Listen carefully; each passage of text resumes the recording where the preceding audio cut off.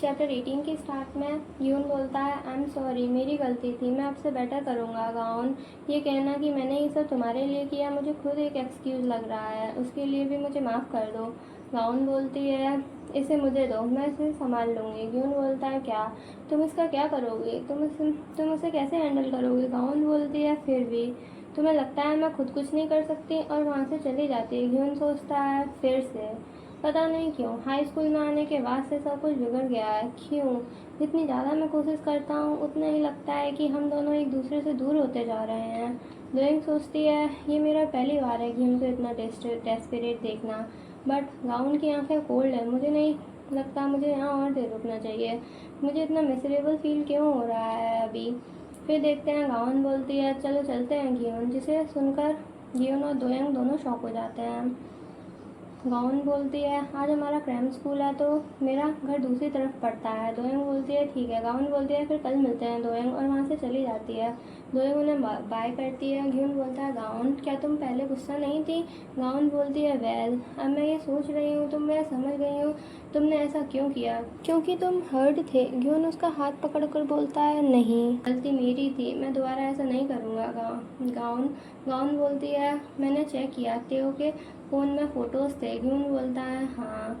Gown बोलती है मैं उसे फ़ोन वापस देने जा रही हूँ, मुझे पता है तुम फिक्र करोगे, इसलिए उससे मिलते ही तुम्हें मैसेज कर दूँगी, मैं पक्का करूँगी। ग्यून बोलता है ठीक है। गाउन बोलती है और दोयंग से ज़्यादा उम्मीदें मत रखना, वो भी एक बच्ची है, वो ऐसी है जो किसी को मना नहीं कर सकती।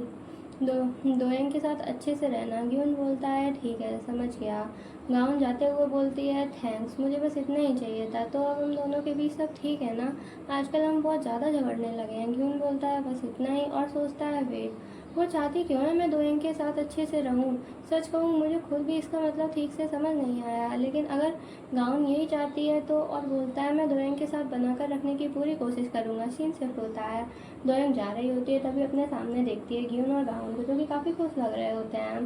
दोयंग सोचती है लगता है वो दोनों क्रेम स्कूल से वापस आ रहे हैं, अब तो मुझे ऐसे छुप के देखने की आदत सी हो गई है।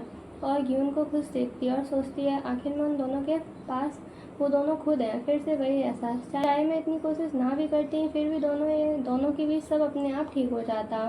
मुझे कन्वीनियंस स्टोर भी जाना है और अब तो उनके पास जाने की हिम्मत भी नहीं हो रही।